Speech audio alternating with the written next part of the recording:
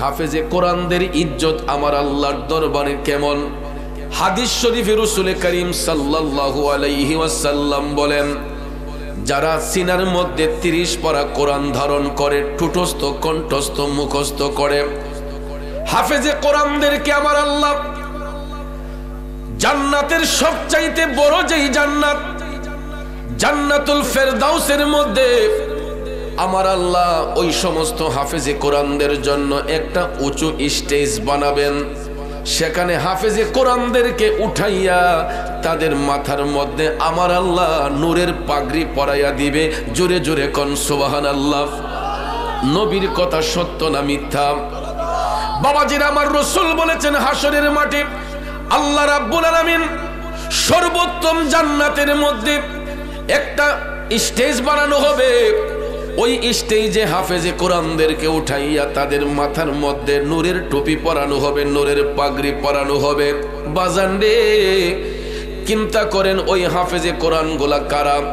এরা হয়তো কোনো রিক্সা চালকের ছেলে, অটো চালকের ছেলে, ভ্যান গাড়ি চালকের ছেলে, দিন মজুরের ছেলে, কৃষকের ছেলে, মুদিমালের ব্যবসায়ীর ছেলে, চাকরিজীবীর ছেলে, সরকারি চাকরিজীবীর ছেলে হতে পারে। যেই কোনো পরিবেশে জন্মগ্রহণ করুক না কেন, তার সিনার মধ্যে তো 30 পারা কোরআন ধারণ করেছে। ঠিক কিনা বলেন? অনেক সময় সন্তানের কারণে তার পিতামাতার সম্মান বেড়ে যায়। কথা বলেন ঠিক কিনা? আজকে দেখেন ওই বাচ্চাগুলার সিনার মধ্যে 30 পারা কোরআন ঠুটস্থ কণ্ঠস্থ মুখস্থ করেছে।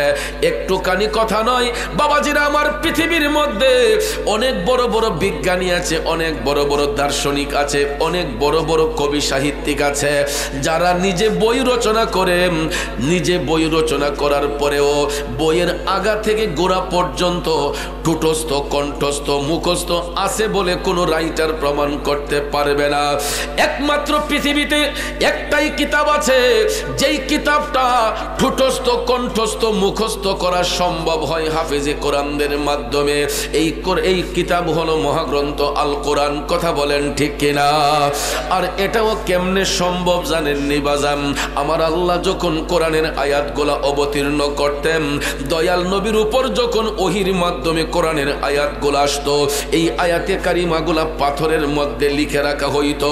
রাসূল যখন এইগুলা মক্কাবাসীর কাছে বলতেন, কাফের মুশরিকরা এটা বিশ্বাস না করে এই লেখাগুলা তারা মুছে ফেলতো। তখন আমার নবীর প্রতি ঈমান এনেছিলেন হযরতে উসমান যুন্নুরান রাদিয়াল্লাহু তাআলা আনহু। হযরতে উসমান রাদিয়াল্লাহু তাআলা আনহু চিন্তা করলেন, এইভাবে যদি কোরআনের আয়াতগুলা মুছে ফেলা হয়, পাথর থেকে মুছে ফেলা হয়, আয়াতগুলা বিলুপ্ত হয়ে যাবে। তখন তিনি আস্তে আস্তে করে দয়াল নবী বলার সাথে সাথে হযরতে উসমান রাদিয়াল্লাহু তাআলা আনহু সেটা মুখস্থ করে ফেলতেন। মুখস্থ করতে করতে কাফেররা যদি মুছেও ফেলে, ছিঁড়েও ফেলে, কোনো সমস্যা নেই। হযরত উসমান রাদিয়াল্লাহু তাআলা আনহুর সিনার মধ্যে এই 30 পারা কোরআন 6666 আয়াতে পাক তিনি ঠুটস্থ কণ্ঠস্থ মুখস্থ করে ফেলেছেন, যা পুস্তক আকারে কিতাব আকারে পৃথিবীর মানুষগুলা লাভ করতে পেরেছে। কথা বলেন ঠিক কিনা? এই জন্য কবি বলেছেন, ও যদি আগুন লেগে ধ্বংস হই, যদি আগুন লেগে ধ্বংস হয় পৃথিবীর সব বইয়ের দোকান, তবে বিশ্ব থেকে হারাবে না পবিত্র কোরআন, বিশ্ব থেকে হারাবে না পবিত্র কোরআন। ঠিক কিনা বলেন আমার বাবাজিরা? এই জন্য বিশ্ব থেকে কোরআন হারাবে না, কারণ পৃথিবীর মধ্যে হাজার হাজার লক্ষ লক্ষ কোরআনের হাফেজ পয়দা হয়ে গেছে। কাগজ ছিঁড়ে যেতে পারে, পাতার লেখা মুছে যেতে পারে, কিন্তু হাফেজে কোরআনদের সিনা থেকে কোরআন কখনো মুছবে না। কথা বলেন ঠিক কিনা? তাইলে আজকের এই মাহফিলটা একটা বরকতময় মাহফিল। এই মাহফিলে যারা আসছেন এরা অতি ভাগ্যবান। যারা আসতে পারে নাই আজকে তাদের বদনসিব, যারা আসছেন আপনাদের সুনসিব। এই জন্য বাজান সব মাহফিল একরকম হয় না। আজকের এই মাহফিলটা হচ্ছে হাফেজে কোরআনদের সম্মানের মাহফিল, কথা বলেন ঠিক কিনা? তাইলে বাজান জীবনের গুনাহ মাফ করার জন্য সবাই আপন আপন কালবের দিকে মুতাওয়াজ্জি হইয়া একটু বড় করে আওয়াজ দিয়া আল্লাহ রাব্বুল আলামিনের জিকিরে মশগুল হয়ে যায়। হক লা ইলাহা ইল্লাল্লাহ লা ইলাহা ইল্লাল্লাহ জুরে লা ইলাহা লা ইলাহা হাসবি রব্বি জাল্লাল্লাহ মা ফি কলবি গায়রুল্লাহ নূর মুহাম্মদ সাল্লাল্লাহ পড়িয়ে লা ইলাহা ইল্লাল্লাহ জুরে লা ইলাহা হক লা ইলাহা दोनों जहां का रखवाला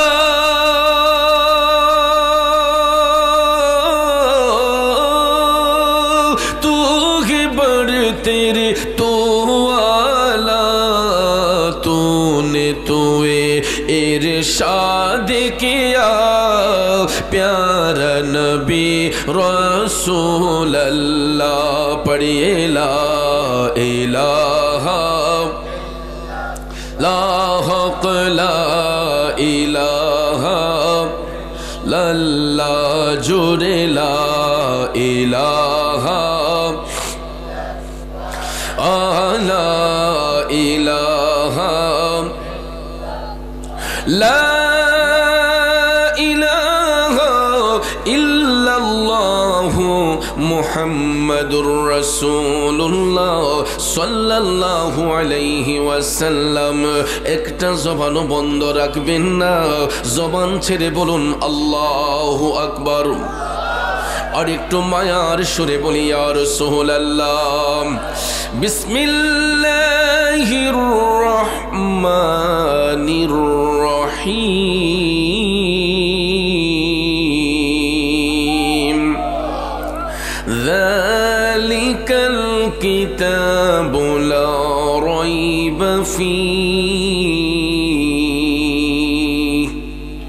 হুদাল লিল মুত্তাকিন। সাদাকাল্লাহুল আযীম ওয়া সাদাকা রাসূলুহুন নাবিয়ুল হাবিবুল কারীম ওয়া নাহনু আলা যালিকা মিনাশ শাহিদিন ওয়াশ শাকিরিন ওয়ালহামদুলিল্লাহি রাব্বিল আলামিন। রব্বি সাল্লি ওয়া সাল্লিম ওয়া বারিক আলাইহি। आजिले उनके पना आजी मदद मांग उनसे।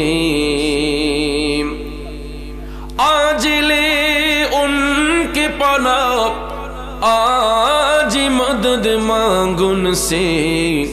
फिर न मांगे कि किया मत में या घर मानो गया। উপস্থিত ঐতিহ্যবাহী ব্রাহ্মণবাড়িয়া জেলার অন্তর্গত বাঞ্ছারামপুর উপজেলাধীন উজানচর নূরে মদিনা সুন্নিয়া হাফিজিয়া মাদ্রাসা এতিমখানার উদ্যোগে মাদ্রাসা মাঠ প্রাঙ্গণে হাফেজ ছাত্রদের পাগড়ি প্রদান উপলক্ষে প্রতি বছরে নিয়ে আয়োজিত আজকের এই পঞ্চম বার্ষিক ইসলামী সুন্নি মহাসম্মেলন 2025 ইংরেজি সনের মুআজ্জাজ মুহতারম প্রধান অতিথি আমাদের সবার সুপরিচিত সুন্নিয়তের নিবেদিত প্রাণ মেসার্স মা ইলেকট্রনিক্সের স্বত্বাধিকারী বিশিষ্ট সমাজসেবক বিশিষ্ট দানবীর সদ্য বড় ভাই আলহাজ মোহাম্মদ লিল মিয়া সাহেব, আজকের মাহফিলের সম্মানিত সভাপতি প্রাক্তন নির্বাহী প্রকৌশলী ইঞ্জিনিয়ার আলহাজ মোহাম্মদ ইকবাল সাহিব ও জনাব মোহাম্মদ মকবুল হাসান মুক্তার সাহিব, মাহফিলের সহসভাপতি মণ্ডলী, প্রধান আকর্ষণ, আমন্ত্রিত উলামায়ে কেরাম, বিশেষ অতিথিবৃন্দ, বিশেষ করে পোস্টারে উল্লেখিত যাদের নাম, প্রত্যেকের নাম নেওয়াটা বিশেষ প্রয়োজন। একাধিক নাম থাকার কারণে সবার নাম উল্লেখ করতে না পারলেও শ্রেণীভেদে সকলের প্রতি আন্তরিক স্নেহ শ্রদ্ধা ভালোবাসা রইল। সার্বিক তত্ত্বাবধানে আরজ গুজারে যিনি রয়েছেন মোহাম্মদ নজরুল ইসলাম সাহেব সহ উপস্থিত মুরব্বিয়ানে কেরাম, যুবক ভাইয়েরা, ছাত্র ভাইয়েরা, পর্দানশীন মা বোনেরা, সবার প্রতি আবারও আন্তরিক সালাম, আসসালামু আলাইকুম ওয়া রাহমাতুল্লাহি ওয়া বারাকাতুহু। রব্বুল ইজ্জতের আলিশান দরবারে লাখো কোটি শুকর গুজার করার পর প্রিয় নবী সরকারে দু আলম নূরে মুজাসসাম মুহাম্মদুর রাসূলুল্লাহ সাল্লাল্লাহু তাআলা আলাইহি ওয়াসাল্লামের শানে নাতে মুস্তাফা, দুরুদে মুস্তাফা সাল্লাল্লাহু আলাইহি ওয়াসাল্লাম পরিবেশন করে আপনাদের খেদমতে মহাগ্রন্থ আল কোরআনুল কারীমের সর্ববৃহৎ সূরা সূরাতুল বাকারার প্রথম পারার প্রথম রুকুর 2 নম্বর আয়াতে পাক তেলাওয়াত করেছি। খুব অল্প সময়ে আয়াতে পাকের মূল অর্থ তাফসিরের ভাষায় কিছু আলোচনা এসেছে, এইগুলো উপস্থাপন করে মিলাদ শরীফ হবে, আর একটু জিকিরের তালিম হবে। পরিশেষে মুনাজাতের মাধ্যমে আপনাদের জন্য তাবারুকের ব্যবস্থা করা হয়েছে। আলহামদুলিল্লাহ বলেন। তাবারুক গ্রহণ করে আমরা আপন আপন বাড়িতে যাব। আল্লাহ পাক যেন শেষ মুনাজাত পর্যন্ত আমাদের সবাইকে ধৈর্যের সহিত বসার সুযোগ দান করেন। সবাই বলি আমিন। আর একটু জোরে বলি আমিন। ভাইয়ের আমার, এই পৃথিবীতে আল্লাহ তাআলা যত নবী পয়গাম্বর পাঠিয়েছেন সবাইকে কিতাব সহকারে পাঠিয়েছেন, ঠিক কিনা বলেন? সত্য প্রচারের জন্য সমস্ত নবী রাসূলকে আল্লাহ তাআলা কিতাব সহকারে পাঠিয়েছেন। তারপরে আমরা জানি আসমানি কিতাব হলো 104 খানা। কয়খানা? আসমানি কিতাব কয়খানা? যেটা আল্লাহর ঐশী বাণী, আল্লাহর ঐশী বাণী 104 খানা আসমানি কিতাব। এরই মধ্যে উল্লেখযোগ্য সর্বোত্তম যেই কিতাব, এটা হচ্ছে মহাগ্রন্থ আল কোরআন। কথা বলেন ঠিক কিনা? আল্লাহ তাআলা এই 104 খানা আসমানি কিতাবের মধ্যে হতে অন্য কোনো কিতাব নিয়ে আল্লাহ তাআলা বিশ্ববাসীর সঙ্গে চ্যালেঞ্জ করেন নাই। অন্য কোনো কিতাব নিয়ে আল্লাহ তাআলা চ্যালেঞ্জ ছুড়ে মারেন নাই। একমাত্র আপন হাবিব রহমাতাল লিল আলামিন নূরে মুজাসসাম নবী মুহাম্মদুর রাসূলুল্লাহ সাল্লাল্লাহু তাআলা আলাইহি ওয়াসাল্লামের উপর যেই কিতাব অবতীর্ণ করেছেন এটা হলো মহাগ্রন্থ আল কোরআন। ঠিক না ঠিক? সত্য নবীর উপরে এই সত্য কোরআন অবতীর্ণ করার কারণে আল্লাহ তাআলা পৃথিবীবাসীর সঙ্গে চ্যালেঞ্জ ছুড়ে মেরে বলেছেন, বিসমিল্লাহির রহমানির রহিম, যালিকাল কিতাবু লা রাইবা ফীহি। উচ্চস্বরে বলুন না আল্লাহু আকবার। আল্লাহ তাআলা বলেন, হে জগৎবাসীরা, এই কোরআন এমন একটা কিতাব যার মধ্যে বিন্দু মাত্র সন্দেহের কোনো অবকাশ নাই। আল্লাহ তাআলা বলেন এটা এমন একটা কিতাব যার মধ্যে বিন্দু মাত্র সন্দেহের কোনো অবকাশ নাই। অথচ বাজান আমার, পৃথিবীতে অন্যান্য কিতাবাদি আছে, আল্লাহ তাআলা অন্য কোনো কিতাব নিয়ে চ্যালেঞ্জ করেন নাই। আল্লাহ তো ইচ্ছে করলে বাইবেল নিয়ে চ্যালেঞ্জ করতে পারতেন, ইনজিল নিয়ে চ্যালেঞ্জ করতে পারতেন, অন্য কোনো কিতাব নিয়ে আমার আল্লাহ চ্যালেঞ্জ করতে পারতেন। কিন্তু বাজান দান কেন করেন নাই? কারণ হলো অন্যান্য নবীগণকে আল্লাহ তাআলা যদিও কিতাব সহকারে পাঠিয়েছেন, ওই সকল নবীগণকে আল্লাহ তাআলা সারা জাহানের জন্য পাঠান নাই। নির্দিষ্ট করে এক একজন নবীকে এক একটা কওমের মধ্যে আল্লাহ পাঠিয়েছেন। আর আমি আপনি এমন একজন নবীর উম্মত, আমাদের নবী কোনো নির্দিষ্ট কওমের নবী না, নির্দিষ্ট কোনো ব্যক্তির নবী না, গোত্রের নবী না। তিনি 7 আসমান 7 জমিনের নবী, তিনি গাছের নবী, মাছের নবী, পশু পাখির নবী। আল্লাহর সৃষ্টি জগতে যতটা জগৎ সমূহে যত জাতি আমার আল্লাহ সৃষ্টি করেছেন, সমগ্র জাতির জন্য তিনি রহমাতাল লিল আলামিন। এই জন্য আল্লাহ তাআলা এই কোরআনকে হেদায়েতের বাণী স্বরূপ গোটা বিশ্ববাসীর জন্য, জগৎবাসীর জন্য আল্লাহ তাআলা হেদায়েতের জন্য দান করেছেন। আপন হাবিবের উপর অবতীর্ণ করে আল্লাহ তাআলা বলেছেন এটা এমন একটা কিতাব, যেই কিতাবের মধ্যে বিন্দু মাত্র সন্দেহের কোনো অবকাশ নাই। এই জন্য আমার বাবাজিরা, এই কিতাবের কোরআনে পাকের মধ্যে সন্দেহের অবকাশ না থাকার কারণেই একজন হাফেজে কোরআনের দ্বারা এই কোরআন ঠুটস্থ, কণ্ঠস্থ, মুখস্থ করা সম্ভব হয়। নচেত আপনারা লক্ষ্য করেন, বলুন তো কয়েকটা ডিস্ট্রিক্ট যদি আপনি ঘুরেন, একটা ব্যক্তি খুঁজে পাবেন নিজে বাইবেল মুখস্থ করতে পারছে? ইনজিল মুখস্থ করা লোক খুঁজে পাবেন? কয়েকটা ডিস্ট্রিক্ট ঘুরে দেখেন, ইনজিল শরীফ মুখস্থ করছে এমন লোক খুঁজে পাবেন না, বাইবেল মুখস্থ করছে এমন লোক খুঁজে পাবেন না। কিন্তু আপনি একটা গ্রাম খুঁজে দেখেন, বেশি না হয় অন্তত 15 থেকে 20 জন কোরআনের হাফেজ পাওয়া যায়। ঠিক না ঠিক? আজকে 60 জন ছাত্র, এরা 60টা পরিবারের সন্তান, এরা তাদের মায়ের গর্বিত সন্তান। আজকে দেখেন তাদের মতো কত ছেলেরা এই মাহফিলে আছে না নাই? দেখেন অন্যান্য ছেলেদের চেহারার দিকে তাকান, আর এই 60টা বাচ্চার চেহারার দিকে তাকাইয়া দেখেন একটু ডিফারেন্স আছে না নাই? কথা বলেন আছে না নাই? এদের চলাফেরাটা কেমন, এদের চালচলনটা কেমন, আর আমাদের মাদ্রাসায় না পড়ুয়া ছাত্রদের চলাফেরা কেমন? আমি স্টেজে বৈশা যখন দুরূদ শরীফ পড়তেছি, তখন আমি লক্ষ্য করেছি অনেকগুলা বাচ্চা একসাথে বৈশা এরা কথাবার্তা বলতেছে, খেলাধুলা করতেছে না? এটা আসলে তাদেরও দোষ না, এটা তাদের বয়সের দোষ। ঠিক কিনা? কারণ বাচ্চাগুলা হচ্ছে কাদা মাটির ন্যায়। কিসের ন্যায়? কাদা মাটির ন্যায়। ছোট্টবেলা দেখবেন কাদা মাটি দিয়ে আমরা যা খুশি তা বানাইছি। আম ফল বানাইছি, জাম ফল বানাইছি, কাঁঠাল বানাইছি, লিচি বানাইছি না? এখনো অনেক সময় পরীক্ষার রেজাল্ট আনতে গেলে প্রাইমারি স্কুলে টিচাররা আমাদেরকে বলে, ভালো রেজাল্ট যদি করতে হয় ভালো ফল বানিয়ে নিয়ে আসবা। কথাগণ বলে না? তখন আমরা কাদা মাটি দিয়ে দেখবেন অনেক ধরনের ফল বানাতে পারতাম। তো ভাইয়ার আমার, ঠিক তদ্রুপ ভাবে আমাদের বাচ্চাগুলা হচ্ছে কাদা মাটির ন্যায়। ছোটবেলা থেকে এদেরকে আমরা যেরকম ভাবে গাইডনেস করব, এদের এইম ইন লাইফ ঠিক সেই রকম হবে। ঠিক না ঠিক? আমাদের বাচ্চাগুলাকে ছোট্টবেলা থেকে আমরা যেই শিক্ষায় বড় করব, ওই শিক্ষায় বাচ্চাগুলা বড় হবে।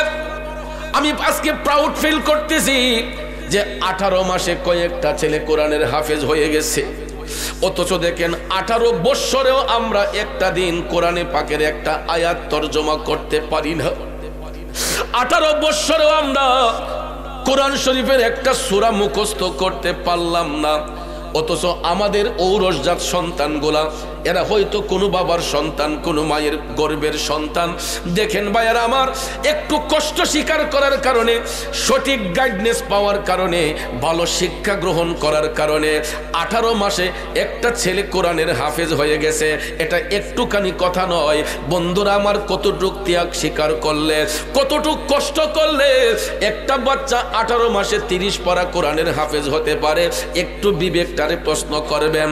এর পিছনে তার উস্তাদের কতটুক শ্রম আছে, এর পিছনে উস্তাদদের কতটুক শ্রম আছে, বাচ্চাটার কতটুক প্রচেষ্টা আছে।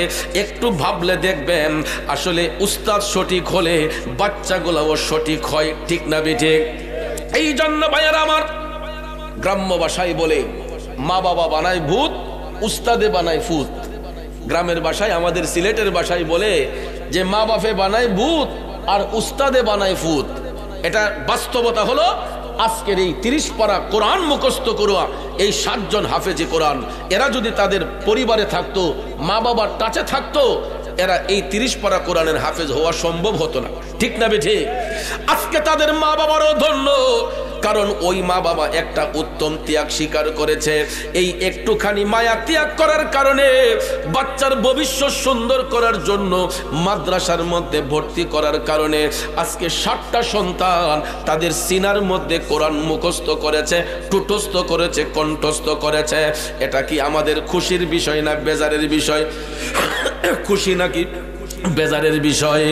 একটু দুরূদ শরীফ পড়ুন। আল্লাহুম্মা সাল্লি, মাইকটা আওয়াজটা একটু বাড়াও। মুহাম্মাদ নাবি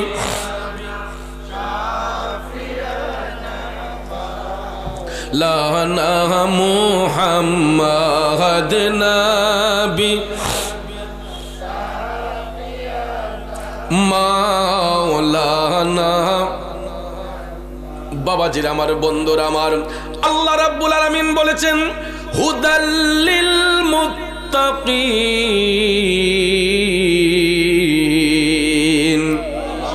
এই কোরআন দাজ্জালের জন্য নয়, কাজ্জাবের জন্য পথ প্রদর্শক নয়, বেঈমান মুনাফিকের জন্য পথ প্রদর্শক নয়। আমার আল্লাহ বলতেছেন হুদাল্লিল মুত্তাকিন, এটা মুত্তাকিদের জন্য পথ প্রদর্শক, মুত্তাকিদের জন্য এটা দিক নির্দেশক। সঙ্গে সঙ্গে আল্লাহ বলেন আল্লাযীনা ইউমিনুনা বিল গায়বি ওয়া ইউকিমুনাস সালাত ويقيمون الصلاة ومما رزقناهم ينفقون।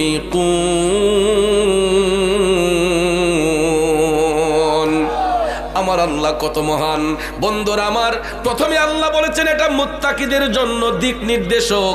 সঙ্গে সঙ্গে আল্লাহ বলে আল্লাযীনা ইউমিনুনা বিল গায়ব, যারা অদৃশ্যের প্রতি বিশ্বাস স্থাপন করেছে, যারা অদৃশ্য বিষয়গুলোর প্রতি বিশ্বাস স্থাপন করে, ওয়া ইউকিমুনাস সালাহ, এবং সালাত প্রতিষ্ঠিত করে, ওয়া মিম্মা রাযাকনাহুম ইউনফিকুন, এবং যারা আল্লাহর পথে তাদের সম্পদ ব্যয় করে, ওই সমস্ত ব্যক্তিগুলোকে আমার আল্লাহ বান্দা থেকে বন্ধুরূপে গ্রহণ করে নিবে। জোরে জোরে কন্যা আল্লাহু আকবার। প্রথমে আল্লাহ বলেছে যারা অদৃশ্যের প্রতি বিশ্বাস স্থাপন করে, অর্থাৎ এই আয়াতে পাকের তাফসীর করতে যাইয়া তাফসীরে রুহুল বয়ান প্রমাণ করেছে অদৃশ্যের প্রতি বিশ্বাস স্থাপন মানে কি? আল্লাহ রাব্বুল আলামিন এই সৃষ্টি জগতের মধ্যে যা কিছু সৃষ্টি করেছেন, প্রত্যেকটা সৃষ্টিকে বিশ্বাস করে নেওয়া হচ্ছে ইমানদারদের কাজ। শুধু তাই নয়, আল্লাহ যে সব কিছু করতে পারেন, এই বিশ্বাসের নাম হলো ঈমান। কথা বলেন ঠিক কিনা? আমার আল্লাহ দিনকে রাত বানায়, রাতকে দিন বানায়, পাহাড়কে সমুদ্র বানায়, সমুদ্রকে পাহাড় বানায়। এই বিশ্বাস যার সিনার মধ্যে থাকবে, ওই ব্যক্তিটাই ইমানদার হবে, মুমিন হবে। শুধু তাই নয়, মুমিন যারা হয় এরা সালাত প্রতিষ্ঠিত করেন, এরা আল্লাহর দিন কায়েমের জন্য নিজের জীবনটাকে উৎসর্গ করে দিবে। তাফসীরে রুহুল বয়ান প্রমাণ করেছে মওলাকে খুশি করার জন্য যাদের নাক কপালটা জমিনে লাগবে, এরা না দেখা আমার আল্লাহকে বিশ্বাস করে আমার আল্লাহর কুদরতি কদমের মধ্যে সিজদা করবে। ঠিক না বে ঠিক? আমরা যে নামাজে দাঁড়াই, সিজদা করি কার কদমে? আল্লাহ পাকের কুদরতি কদমে। তো আল্লাহর কুদরতি কদম মোবারক আমরা কি দেখি? আমরা কি কখনো দেখছি? না দেখে বিশ্বাস করি তিনি আমাদের মালিক, তিনি আমাদের স্রষ্টা, তিনি আমাদের গড। কথা বলেন ঠিক না বেঠে? এই জন্য ভাইয়ার আমার, আমরা পশ্চিম দিক কেবলা নির্ধারণ করে দাঁড়াই নামাজ পড়ার জন্য, সালাত আদায়ের জন্য, কিন্তু আমরা যখন সিজদারত অবস্থায় যাই, আমাদের অন্তরে, আমাদের ধ্যানে, আমাদের খেয়ালে আমরা বিশ্বাস করি আমরা সিজদা করতেছি আল্লাহ পাকের কুদরতি কদমে। কথা বলেন ঠিক কিনা? এই বিশ্বাস যার মধ্যে থাকবে ওই ব্যক্তি মুমিন বলে গণ্য হবে। কারণ ভাইয়েরা আমার, আপনারা বলুন সিজদার মালিক কে? জোরে বলেন সিজদার মালিককে। আব্বাজিরা রে, ইবাদতের মাধ্যমে আমরা সিজদা করি আল্লাহকে, কিন্তু অনেক সময় দেখবেন অনেকেই বলে আল্লাহ তাআলা ফেরেশতাদেরকে নির্দেশ দিয়েছিলেন আদমকে সিজদা করার জন্য। ঠিক না বেঠিক? এই সিজদাটা ইবাদতের সিজদা নয়, এটা আল্লাহর হুকুম মান্য করার সিজদা। এটা ঈমানি বিষয় বন্ধুরা আমার। ওই সিজদা ইবাদতের সিজদা নয়। আল্লাহ যে আদমকে সিজদা করার নির্দেশ দিয়েছিলেন ফেরেশতাদেরকে, এই সিজদা কিন্তু ইবাদতের সিজদা নয়, এটা ছিল আল্লাহর একটা আদেশ। কথা কোন ঠিক কিনা? ইবাদতের নিয়তে সিজদা করব শুধু একমাত্র রাব্বুল আলামিনকে। কথা বলেন ঠিক না বেঠিক? আর আদমকে সিজদা করার কথা ফেরেশতাদেরকে আল্লাহ আদেশ দিয়েছিলেন তাদের ঈমানটাকে যাচাই করার জন্য। কিন্তু সব ফেরেশতারা সিজদা করলেও একজন করে নাই, যিনি ছিল মুআল্লিমুল মালাইকা, যে শয়তানের তোক গলায় নিয়ে স্বর্গ থেকে বের হয়ে কাফেরের শামিল হয়ে কাফেরদের অন্তর্ভুক্ত হয়ে কিয়ামত পর্যন্ত অভিশপ্ত হয়েছে, যাকে আমরা শয়তান নামে চিনি। কথা কোন ঠিক না বেঠিক? আদম সিজদা না করিয়া মকরম গেল শয়তান হইয়া, আদম সিজদা না করিয়া মকরম গেল শয়তান হইয়া, লানতের তো গলায় লইয়া স্বর্গ হইতে বাহির হয়। কোরআন হাদিস কইলা দেখো ভাই, আদম তো সামান্য নয়।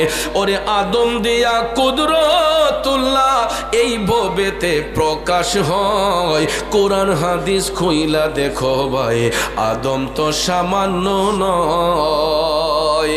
কষ্ট হচ্ছে বাবাজির আমার। এ বন্ধু, ফেরেশতাদেরকে আল্লাহ নির্দেশ দিয়েছিলেন আদমকে সিজদা করার জন্য। এটা ইবাদতের সিজদা নয়, এটা ছিল আল্লাহর আদেশ। কিন্তু ইবাদতের নিয়তে সিজদা করব শুধু আল্লাহ রাব্বুল আলামিনের কুদরতি কদমে। আর আমরা আল্লাহ তাআলাকে দেখি না, জানি না, আমরা আল্লাহকে কখনো দেখি না, জানি না, তারপর আমরা বিশ্বাস করি তিনি আমাদের মালিক। এটাই হলো অদৃশ্যের প্রতি বিশ্বাস স্থাপন করা, অদৃশ্যের প্রতি বিশ্বাস স্থাপন করা। অর্থাৎ আল্লাহ এক, আমরা অন্তর দিয়ে স্বীকার করি, আমরা সালাত কায়েম করি আল্লাহকে খুশি করার জন্য। এবং আল্লাহ বলেছেন ওয়া মিম্মা রাযাকনাহুম ইউনফিকুন, আমি তোমাদেরকে যা দিয়েছি তা থেকে তোমরা আমি আল্লাহর পথে খরচ করবা, ব্যয় করবা। এখানে ব্যয় করা মানে কি বোঝানো হয়েছে? শুধু সম্পদ নয়। কারণ ভাইয়েরা, আমাদের সন্তান সন্ততি, স্ত্রী, পরিবার, এদেরকে আল্লাহর রাস্তায় পরিচালিত করা, এটাই হলো আল্লাহর রাস্তায় ব্যয় করা। মানে একটা সন্তানকে দ্বীনি শিক্ষা নেওয়ার জন্য মাদ্রাসায় পাঠানো, সুশিক্ষার করার জন্য বিদ্যালয়ে পাঠানো, এটাই হলো আল্লাহর পথে ব্যয়। শুধু টাকা পয়সা ব্যয়ের নামই সম্পদ ব্যয় নয়। কারণ পৃথিবীর মধ্যে সর্বোত্তম সম্পদ হলো আল্লাহর দেওয়া আমানত, হলো আমাদের সন্তান সন্ততি। ঠিক না বেঠিক? আমাদের বিবি বাচ্চারা হলো আল্লাহর দেওয়া পৃথিবীর মধ্যে সর্বশ্রেষ্ঠ নিয়ামত এবং সম্পদ। এখন হাসরের মাঠে আল্লাহ তাআলা প্রত্যেকটা অভিভাবককে জিজ্ঞেস করবে, তোমাকে আমি আওলাদ দিয়েছি, সন্তান দিয়েছি, তুমি তোমার সন্তানটাকে কোন রাস্তায় পরিচালিত করছো? দেখবেন আমাদের সমাজে অনেক গার্জিয়ান আছে, মাদ্রাসা পড়ে আমার ফুতে আর কিতা করব, এর জজ বানাইমু, ব্যারিস্টার বানাইমু, ইঞ্জিনিয়ার বানাইমু। কথা কোন আছে না? মাদ্রাসা পড়ে কি তুইব, কিতা পাইব, কি চাকরি করব, এরকম ভাবে বইলা দেখবেন এটার কথাটার একদম ইনসাল্ট করে ফেলে। আল্লাহ তাআলা বলেছেন ওয়া মিম্মা রাযাকনাহুম ইউনফিকুন, তোমাদেরকে আমি যা দিয়েছি তা থেকে আল্লাহর পথে ব্যয় করো। এটার তাফসীর করতে গিয়ে রুহুল বয়ান প্রমাণ করেছে শুধু টাকা পয়সা ব্যয় করাই আল্লাহর পথে খরচ নয়। সর্বোত্তম ব্যয় হলো আমাদের আল্লাহর দেওয়া আমানত, আমাদের সন্তানগুলাকে আমরা কোন দিকে দাবিত করতেছি, কোন রাস্তায় পাঠাইতেছি, কোন পথে পরিচালিত করতেছি। হাসরের মাঠে আল্লাহ রাব্বুল আলামিন প্রত্যেকটা গার্জেনকে জিজ্ঞাসাবাদ করবেন, তোমাকে আমি সন্তান দিয়েছি, তোমার সন্তানটাকে তুমি কোন রাস্তায় পরিচালিত করেছ? যখন দেখা যাবে আমাদের সন্তানগুলা ড্রাগ অ্যাডিক্টেড, ফেন্সিকোর, নেশাকোর, জিনাকোর, বেবিচারী, সন্ত্রাসী, ছিনতাইকারী, তো এই হাসরের ময়দানে আল্লাহ রাব্বুল আলামিন ওই সন্তানের কর্মের গুণে গার্জেন গুলাকে আমার আল্লাহ শাস্তি প্রদান করবে, অভিভাবকদেরকে আমার আল্লাহ শাস্তি প্রদান করবে। এই জন্য বাজান আমার নিজেকে শুদ্ধ করতে হবে। মদিনার কামলিওয়ালা নবী, মায়ার নবী, দয়ার নবী বলেছেন, ইত্তাকুল্লাহ, আল্লাহকে তোমরা ভয় করো, আল্লাহর ভয় অন্তরে জাগ্রত করো, সন্তানগুলাকে সঠিক পথে তোমরা পরিচালিত করো। আর যেই অভিভাবক তার সন্তানগুলাকে সঠিক রাস্তায় পরিচালিত করবে,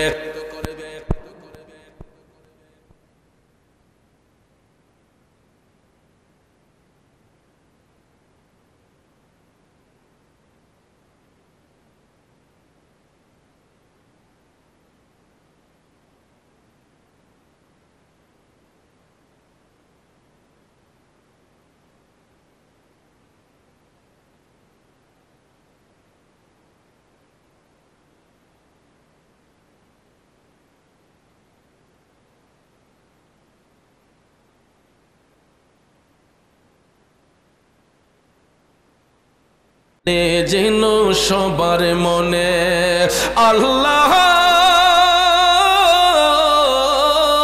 ও দয়াল আল্লাহ, জালিকে চোপাক কোরআনে মানে যেন আমার মনে, মানে যেন সবার মনে। দয়াল নবীর গুণগানে হয়ে যাই মশগুল, আল্লাহ করো হে কবুল, আল্লাহ করো হে কবুল। যার নাম রেখেছ নিজে মুহাম্মদ রাসূল, সেই নামের উসিলায় দোয়া করো রে কবুল, আল্লাহ করো হে কবুল, আল্লাহ করো হে কবুল। একটা জবানও বন্ধ রাখবেন না, চিৎকার মেরে বলি আল্লাহু আকবার। জগতের বন্ধুরা রে, ও মুরব্বী বাবাজিরা গো, আমার সম্মানিত মা বোনরা যারা শুনছেন, বলতেছিলাম কি, আবু বকর সিদ্দিককে আমার রসুল বললেন না সবকিছু দিলে হবে না, তোমাকে রিজিকের তালাশ করতে হবে। কারণ তখন রসুল শিক্ষা দিয়েছেন, আবু বকর, ইজা কুদিয়াতুস সালাতে ফান্তাশিরু ফিল আরদ, যখন নামাজের সময় হয় নামাজ পড়তে হবে, নামাজ যখন শেষ হয়ে যাবে ফান্তাশিরু ফিল আরদ, তখন রিজিকের তালাশে জমিনে ছড়িয়ে পড়তে হবে। ঠিক কিনা বলেন? কারণ ইসলাম বৈরাগ্যতা পছন্দ করে না। আমাদের দেশে দেখবেন সময় লাগানোর জন্য, সিল্লা লাগানোর জন্য সংসার বিরাগী হইয়া 40 দিন 1 মাসের লাগিয়া ফেরারি হইয়া চলে যায় অন্যত্র। আসেনি বাবাজিরা আমার? ইসলাম বৈরাগ্যতা পছন্দ করে না। আমার আল্লাহ পাক নির্দেশ করেছেন, ইজা কুদিয়াতুস সালাত, যখন নামাজের সময় হয় তোমরা নামাজ পড়ো, নামাজ যখন শেষ আর বসে থেকো না, ফান্তাশিরু ফিল আরদ, রিজিকের তাল্লাশে তোমরা জমিনে ছড়াইয়া পড়ো।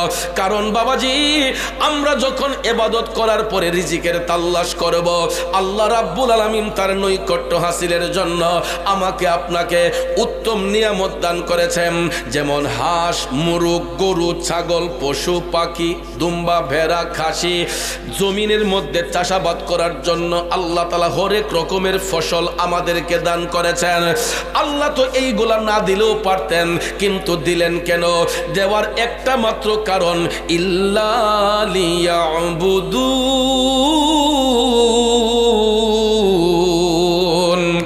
একমাত্র আল্লাহর ইবাদতের জন্য, আল্লাহর দাসত্বের জন্য। আমি যদি এখন আপনাদেরকে পরীক্ষা নেই, যদি বলি বলেন তো কয়টা মানুষ আজকে এশারের নামাজ পড়েছেন? লজ্জায় পড়ে যাবে, 3 ভাগের 2 ভাগ মানুষ বাদ পড়ে যাবে। ঠিক না বে ঠিক? আমি যদি এখন জিজ্ঞেস করি, বলেন তো মাগরিবের নামাজ আজকে কয়জনে পড়ছেন? দেখবেন মুষ্টিময় কয়েকজন হাত তুলবে, বাকি মানুষগুলা মাথাটা নিচু করে বসে থাকবে। আমি যদি জিজ্ঞেস করি, বলেন আসরের নামাজ কয়জন পড়ছেন, মাগরিবে জোহরের নামাজ কয়জন পড়ছেন, ফজরের নামাজ আজকে কয়জনে পড়ছেন, দেখবেন মাথাটারে নিচু করে সুন্দর করে লজ্জায় বসে থাকবে। মুষ্টিময় কয়েকজন লোক হাত তুলবে। নাকি মিছা কইছি? ইমানের পথে অবিচল থেকে আমার মরণ যেন হয়, ইমানের পথে চল থেকে আমার মরণ যেন হয়। এ নবীর প্রেমিকেরা, হাসরের মাঠে আমার আল্লাহর কাছে কি জবাব দিবেন? আমার নবীর কোর্টে কি জবাব দিবেন?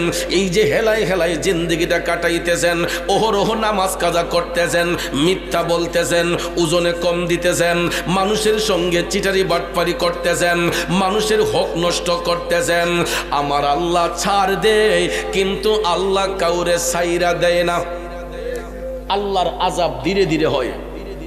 দেখবেন মাঝে মাঝে আল্লাহ তাআলা রেড সিগন্যাল দেয় না? গত 2 সপ্তাহ আগে দেখেন নাই?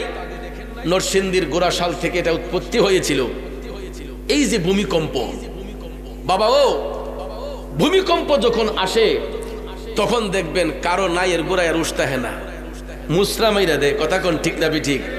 জীবনটারে বাঁচাইবার লেগে দেখবেন কত ফেরেশানি যে মানুষে করে, কয় হাড়ের তলে বয়ে থাকাম, কেউ কয় ডাইনিং টেবিলের তলে বয়ে থাকবো, এরকম বলে কিনা? এরপরে দেখবেন আমাদেরকে আর অনেক পরামর্শ দেওয়া হয় যে এখানে যাইয়েন, সেখানে যাইয়েন, ভূমিকম্প আসলে এই কইরেন, সেই কইরেন। আবহাওয়াবিদগণ আমাদেরকে এরকম সতর্কবাণী দিয়ে বিভিন্ন পরামর্শ দিয়ে থাকেন। কথা কোন ঠিক না ঠিক? আপনারা বলেন, বিজ্ঞানীরা যতই পরামর্শ দেখ না কেন, বাঁচাইবার মালিক কে? মারার মালিক কে? মৌত দেওয়ার মালিক আল্লাহ, হায়াত দেওয়ার মালিক আল্লাহ। কথা কোন ঠিক কিনা? এই জন্য কবি বলেছেন, তুমি রাখো কি বা মারো, এই দয়া করো, থাকিতে যেন তোমায় না ভুলি। তুমি রাখো কি বা মারো, এই দয়া করো, থাকিতে যেন তোমায় না ভুলি। এ বন্ধু, হায়াতের মালিক আল্লাহ, মৌতের মালিক আল্লাহ, কিন্তু আমরা সেই মহান মালিককে যখন ভুলে যাই, পাপ করতে করতে যখন আমরা সীমা লঙ্ঘন করে ফেলি, তখনই দেখবেন আল্লাহর পক্ষ থেকে মাঝে মধ্যে কিছু আযাব গজব আসে, যেটাকে ভূমিকম্প বলা হয়, সিডর বলা হয়, টর্নেডো বলা হয়। অনেক সময় আমরা বিভিন্নভাবে দেখবেন ঝড় তুফানের আক্রান্ত হই, বিভিন্নভাবে দেখবেন আমরা বিভিন্ন সমস্যায় পড়ে যাই। এইগুলা আল্লাহর পক্ষ থেকে রেড সিগন্যাল। বান্দা যখন পাপ করতে করতে সীমা লঙ্ঘন করে ফেলে, তখন আল্লাহ তাআলা এই আযাবগুলা পাঠায় বান্দাকে সতর্ক করার জন্য। কেন? আল্লাহ বলেছে, লা তাকনাতু মির রাহমাতিল্লাহ, বান্দা তুমি পাহাড় পরিমাণ গুনাহ করলেও আমার রহমত থেকে নিরাশ হইও না। আমাদের পাপের কোনো সীমা সংখ্যা আছে? আরে বেহিসাবে দিন গেল আমার পাকো পড়ুয়ার, বেহিসাবে দিন গেল আমার, বেহিসাবে দিন গেল আমার পাকো পড়ুয়ার, বেহিসাবে দিন গেল আমার। চুল হইতে চিকন করছ, হীরা হইতে ধার, আরে ফুলসিরাটা কেমনে হব পার, মৌলা আমি গুনাহগার, বেহিসাবে দিন গেল আমার। বন্ধুরে বন্ধু, আমার কামলিওয়ালা নবী, মায়ার নবী, দয়ার নবী বলেছেন, যখন তোমাদেরকে নামাজের জন্য ডাকা হয় তোমরা নামাজ পড়বা, নামাজ যখন শেষ হইয়া যাবে তোমরা রিজিকের তালাশ করবা। আর যখন এই আদেশগুলো আমরা অমান্য করি গো, তখনই আল্লাহর আযাব গজব আসতে শুরু করে। আমার মনে হয় কথাগুলো আজকে অনেকের পছন্দ হইতেছে না। সত্যি কথা বলতেছি তো, ভালো কথা অনেকের ভালো লাগে না। আমার বাজানরা কিও আপনারা জান কইও, একের প্রয়োজন না দুইয়ের প্রয়োজন জানে, আল্লাহ জানে। তো যাক, এরকম ভাবে যদি সবার যদি ইস্তেঞ্জার প্রয়োজন একসাথে হয়ে যায়, তাইলে ওয়াজ শুনবো কেডা? আর আজকে মাহফিলটা একটু অসুস্থ অসুস্থ ভাব লাগতেছে। তাবারক থাকার পরেও যদি এই হাল হয়, তাইলে হাসরের মাঠে নবীর কোটি কি জবাব দিবেন? আর যদি এই উপস্থিতি থাকে, তাবারুকের সময় যাতে এই মানুষটি থাকে, আর জানে না পারে। কি করেন আপনারা? তাবারুকের সময় যাতে এই মানুষটি থাকে আর যেন না পারে, তাইলে বুঝবো যে না, আমরা ওয়াজ শুনিন নারাই এখানে বসছি এরার জন্যই তাবারুক। কথা কোন ঠিক না ঠিক? কারণ এখন একটা আমি দেখছি শুধু আপনাদের এলাকায় নাই, সব এলাকায়, যে তাবারুক যখন থাকে, ওই গিয়া এমদা ছক্কা খেলে, এমদা গিয়া ফুটবল খেলে, এমদা ব্যাডমিন্টন খেলে। যখন হুজুর ইয়া নবী কে খার ওই জায়গা তখন দেখবেন হেরা সারা সিফা সাফায় ঢুকিয়া একবারে সামনের কাতারের মুসল্লি। এই একটা ফাডি আছে তো, আছে না? সবাই কিন্তু ওয়াজ শুনতে আসে না। ওয়াজের শ্রোতা কয়েক কোয়ালিটির আছে। কেউ আছে ওয়াজ শোনার জন্য, কেউ আসে বক্তার সুর ভালো হইলে কতক্ষণ বয় নাইলে জাগা, আবার কেউ কেউ আছে তাবারুক নিয়ে আছে দিকে লই। ই ফাডিও কিন্তু আছে, কথা কোন ঠিক না ঠিক? তো আপনারা কি আজকে ওয়াজ শুনতে আসছেন নাকি শুধু তাবারুকের জন্য আসছেন? তো এখানে যারা আসছেন এরা কিন্তু ওয়াজ শোনার জন্য আসছে, আর তাবারুক ফাডিডি বই ঘুরতেছে। কিন্তু গুললেও ফায়দা আছে, কারণ ইডি যদি এখন আই মাহফিলও আমাদের ডিস্টার্ব হবে, কারণ ওয়াজের মধ্যে ডিস্টার্ব হবে। এই জন্য এরা গুললেও বালা, কারণ তাবারুক খাইলে যদি আল্লাহ হেদায়েত করে। কারণ গাউসে পাক বলছেন মিলাদ মাহফিল শেষে যে তাবারুক বন্টন হয় এটা 41টা রোগের ওষুধ হয়ে যায়। তাইলে মাহফিলের তাবারুকটা একটা নিয়ামতের জিনিস, কথা বলেন ঠিক কিনা? একটু দুরূদ শরীফ পড়েন, আল্লাহুম্মা সাল্লি আলা সাইয়্যিদিনা আদনা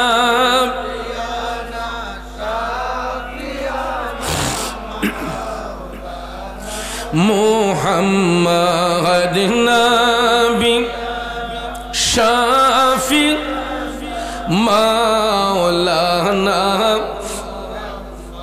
আমার বাবাজিরা, বন্ধুরা, গভীর মনোযোগ। যেই কথা বলতে চেয়েছিলাম, ইসলাম বৈরাগ্যতা পছন্দ করে না। এই জন্য দয়াল নবী বলেছেন, যখন তোমাদেরকে নামাজের জন্য ডাকা হয় তোমরা নামাজ পড়ো। নামাজ যখন শেষ হয়ে যায় তোমরা আর বসে থেকো না, তোমরা রিজিকের তালাশ করো। বন্ধু, হযরতে আবু বকর সিদ্দিক তারপর থেকে তিনি ব্যবসা বাণিজ্য শুরু করলেন আবার, কিন্তু নবীর গোলামি ছাড়েন নাই। নবীজির গোলামিও করতেন, ব্যবসা বাণিজ্য করতেন।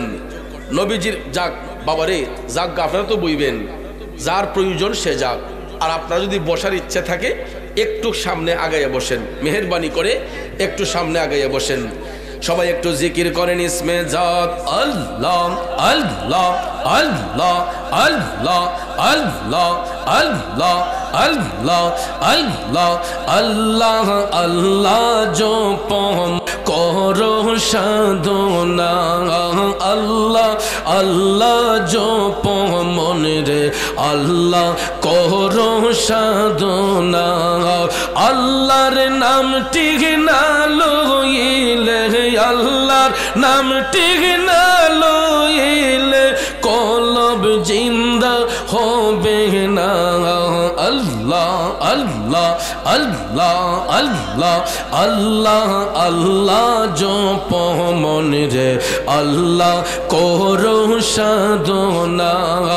আল্লাহ আল্লাহ আল্লাহ জিকির করো মোমেন গন, জিকিরে মজাইয়া মন, জিকিরে হই দিল রোশন, ইমানের সাথে হই মরণ।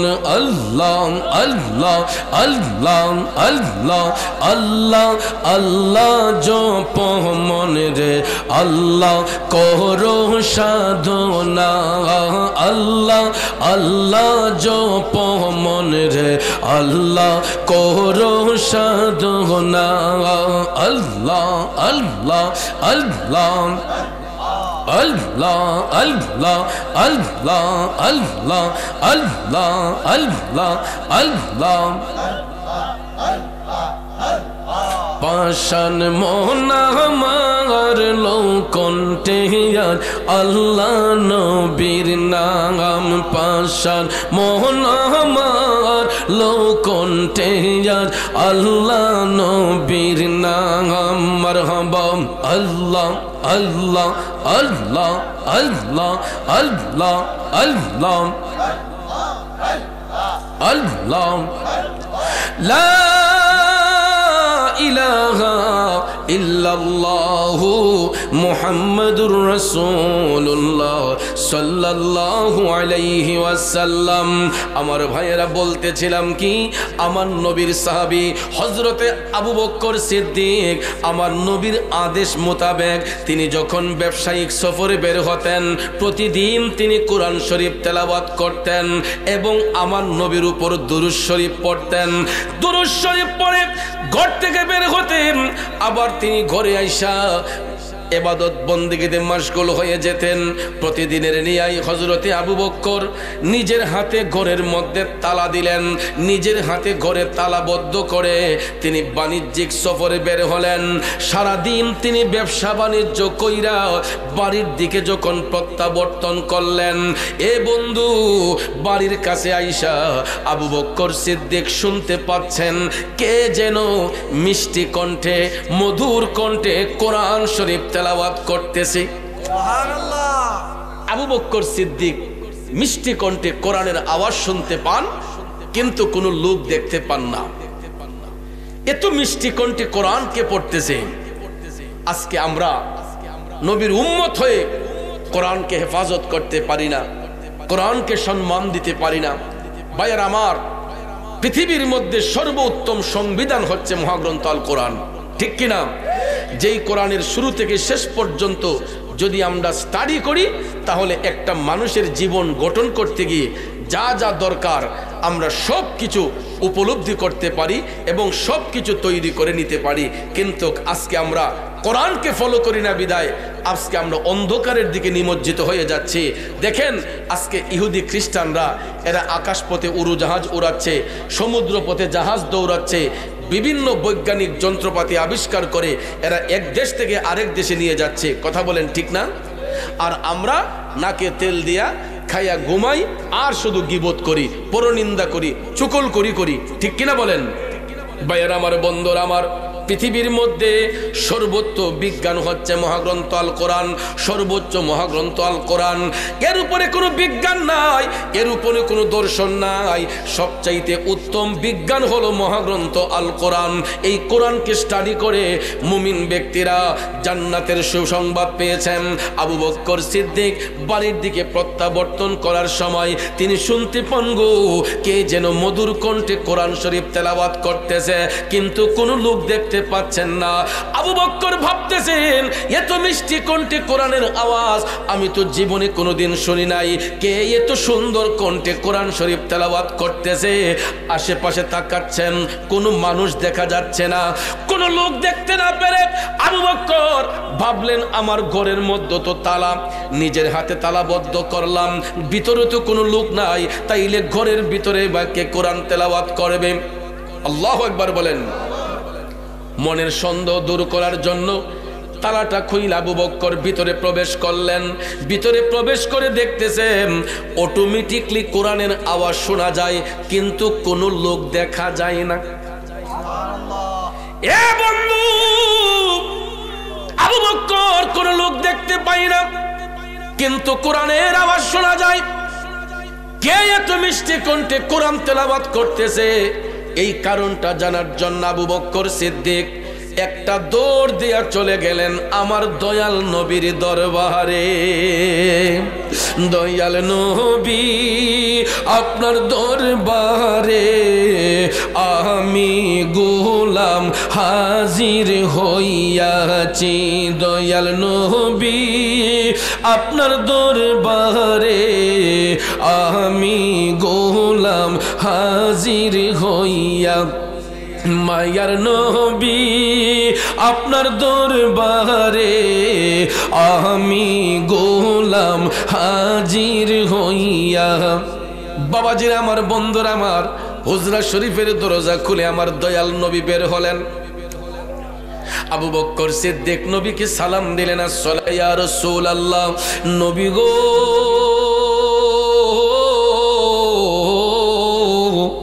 ওগো দিনের নবীজি, আমি আপনার কাছে একটা কারণ জানতে এসেছি।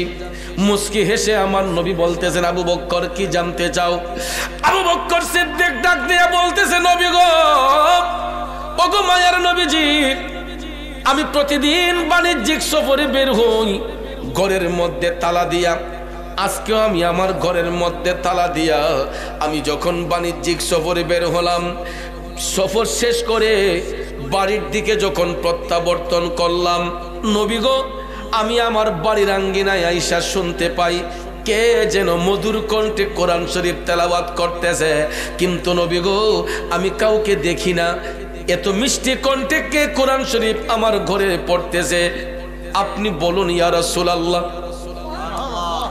আমার নবী বলতে পারবে কি পারবে না? এই বিশ্বাস আপনাদের আছে না নাই? তাইলে আমাদের দেশের কিছু মোল্লা মুন্সি কয় যা চাও ডাইরেক্ট আল্লাহর কাছে চাও, কয়নি আল্লাহতে চাও, আল্লাহতে চাও, আল্লাহ বিনে কেউ দিতে পারতো না। এরকম ভাবে দেখবেন কিছু কিছু চাপাবাজ আছে, বলে ভাইয়ের আমার দিবেন তো আল্লাহ, ওই আল্লাহ ছাড়া দেওয়ার কেউ আছে? কিন্তু মাধ্যম ব্যতি রেখে আল্লাহ কোনো কিছু কাউকে দিবে। এই জন্য আয়াতুল কুরসির মধ্যবর্তী অংশে আল্লাহ তাআলা বলেছেন মানজাল্লাযী ইয়াশফাউ ইনদাহু ইল্লা বিইذনি। আল্লাহ কয় হে কে আছো? সেই দিন হাসরের মাঠে আমি আল্লাহর অনুব্যতীত কে আমার কাছে সুপারিশ করবি?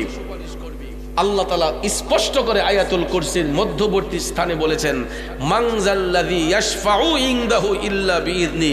কে আছো সেই দিন আমার অনুমতি ব্যতি রেখে আমার কাছে সুপারিশ করবে? এটার তাফসীর করতে গিয়া জগৎ বিখ্যাত তাফসীর ইবনে আব্বাস প্রমাণ করেছে যে হাসরের মাঠে আল্লাহ রাব্বুল আলামিন সর্বপ্রথম অনুমতি প্রদান করবেন দয়াল নবীকে। নবীকে সুপারিশের দায়িত্ব নিযুক্ত করার পরে অন্যান্য নবীগণ, সাহাবাগণ, ওলি আবদাল, গাউস কুতুব প্রত্যেকেই আপন আপন শাগরেদের জন্য সুপারিশ করবে, কিন্তু ওইগুলা গায়া জমা হবে আমার নবীর কোর্টে। দয়াল নবীর আদালতে গিয়া সবকিছু জমা হবে। নবী যখন এই কথাগুলা যখন এজলাস করবেন, আল্লাহর কাছে উত্থাপন করবেন, তখন আল্লাহ জাতের কসম খেয়ে বলে যে আমার হাবিব যখন কারো জন্য সুপারিশ করে লাওয়াজাদুল্লাহ তাওয়াবার রহিমা, আমি আল্লাহ তাদের তওবা কবুলকারী হয়ে যাই, তাদের উপর দয়াশীল হয়ে যাই। চিল্লাইয়া বলেন না সুবহানাল্লাহ। এই জন্য আমি অদম গুনাহগারে লিখেছিলাম দয়াল আল্লাহ ক্ষমা করে নবীর উসিলায়, পাপের ক্ষমা পাওয়া যায় সোনার মদিনায়, পাপের ক্ষমা পাওয়া যায় সোনার মদিনায়। দয়াল আল্লাহ ক্ষমা করে নবীর উসিলায়, পাপের ক্ষমা পাওয়া যায় সোনার মদিনায়। কথা বলেন ঠিক কিনা বন্ধুরে? যেই কোনো ইবাদত করতে যাইয়া যদি কেউ দয়াল নবীরে ওসিলা বানায়, তখন এই অ্যাপ্লিকেশনটা খুব দ্রুত আমার আল্লাহর কাছে কবুল হয়ে যায়। এই জন্য দেখবেন আমরা যখন কোনো মাজলিসে বসি, মাহফিলে বসে মুনাজাত করার সময় আমরা বলি আল্লাহ আমাদের পক্ষ থেকে যা কিছু পাঠ করা হয়েছে দয়াল নবীর ওসিলায় কবুল করে নাও। বলিনি বাজান? যখন নবীর ওসিলা বানানো হয়, নবীর ওসিলা যখন দেওয়া হয়, আল্লাহ খুশি হয় না বেজার হয়? এই জন্য আল্লাহ তাআলা ঈমানদারদেরকে শিখাইয়া বলতেছে ইয়া আইয়ুহাল্লাযীনা আমানুত্তাকুল্লাহা ওয়াবতাগু ইলাইহিল ওয়াসিলা।